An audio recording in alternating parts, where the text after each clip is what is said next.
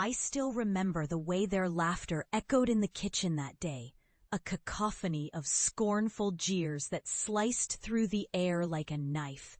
"You're going to disgrace the family, you know that?" my brother Mark had said, shaking his head as if I were a child throwing a tantrum. My mother's face twisted into a mask of disappointment, her voice dripping with disdain, as she declared my obsession with urban beekeeping insane.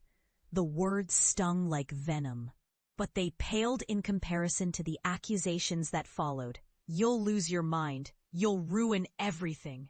I was a pariah, driven from the hive of my family, all because I dared to pursue something they deemed ridiculous. It wasn't just beekeeping. It was esoteric apiculture, an exploration into the uncharted territories of nature, breeding bees that thrived in contaminated wastelands. I had been accused of deliberately poisoning our honey crops. My reputation shattered overnight, but I clung to my passion, my obsession, believing there was something deeper to be unearthed, something that buzzed beneath the surface. Years passed, and I ventured into the shadows, fueled by the need to prove them wrong. I scoured the decaying outskirts of the city, where the soil was tainted yet teeming with life. I cultivated hives that thrived where others trembled. I learned to listen to the whispers of my bees, their wings a language that beckoned me closer to the truth. And the more I delved, the more I realized that my bees were not just insects. They were conduits to something ancient, something buried deep beneath the earth that resented being disturbed. Then, one fateful evening, as the sun dipped below the horizon, casting a crimson glow over the wasteland, I finally unearthed the truth. It was a long-forgotten burial ground, a place where something dark and powerful slumbered.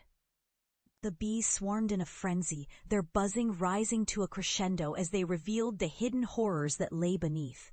A raw, pulsating energy that felt sentient, resentful, and alive. I had become a guardian of these secrets, a harbinger of knowledge the world feared to acknowledge. When I returned home, it was not as the disgrace they once knew, but as a respected expert in esoteric apiculture, my name whispered like a warning. I had survived the horrors others had only mocked, and I was determined to show them what they had dismissed. Walking into my childhood home felt like stepping back into a tomb.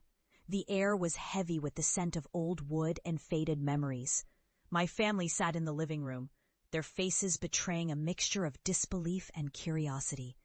I stood before them, a specter cloaked in the shadows of my past, holding a jar of honey dark as night, its surface swirling with an otherworldly sheen. "Look," I said, my voice steady, "I've brought you something." Mark scoffed, but there was an edge of uncertainty in his tone. "What, more of your witchcraft? You really think we'll fall for this?" I opened the jar, the sweet scent wafting through the air, mingling with something deeper, something acrid and foreboding. "This isn't just honey. It's a gateway." The laughter that had once filled the room fell silent, replaced by an uneasy tension. "You're delusional," my mother whispered, her eyes darting toward the door as if seeking an escape.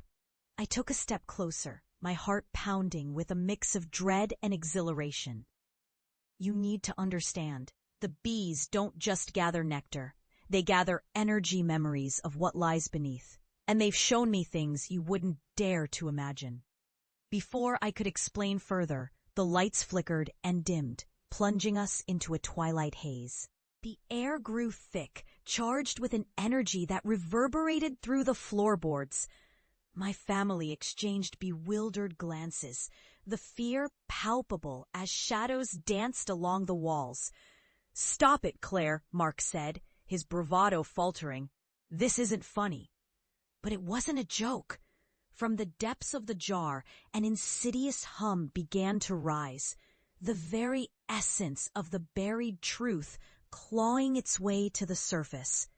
I felt it surge through me, an echo of the darkness I had witnessed during my years of solitude. Then the ground beneath us trembled, A low, rumbling growl resonated from the walls, as if something below was awakening, enraged by the disturbance. The lights flickered violently, and I could see their faces pale, my mother clutching her chest, Mark's eyes wide with terror. As if on cue, the shadows coalesced into shapes, figures rising from the depths of the earth, dark and twisted, the remnants of souls long forgotten. They swirled around us, their anguished cries filling the room, echoing the disbelief that had once trapped me in a cage of ridicule. My family's laughter turned to screams, their mockery transformed into terror as they witnessed the weight of their disbelief manifest before their eyes. They were no longer the spectators. They were the hunted. "Claire, please," Mark shouted, backing away. "We didn't mean it." But it was too late. The shadows enveloped them, and I stood frozen, watching as they faced the consequences of their mockery. The price of disbelief was steep, and the very horrors I had survived now became their reckoning. Eventually, the shadows receded, leaving only silence in their wake. I stood alone, my heart heavy, yet strangely light. I had returned not just to vindicate myself, but to unveil the terror they had chosen to ignore. Their fate was sealed, but I was free. I turned the jar in my hands, the honey swirling like a dark galaxy, and smiled softly. I had embraced the darkness, and now it was my ally. I stepped out into the night, leaving behind the echoes of their disbelief, forever marked by the shadows of what they could never understand. As the door closed behind me, I felt the weight of my past lift, transformed into a haunting reminder of the cost of ignorance. I had become a guardian of truths that lay buried, and I would not forget the faces that once mocked me. The shadows whispered my name, a chilling symphony of vindication, and I embraced the darkness as my own.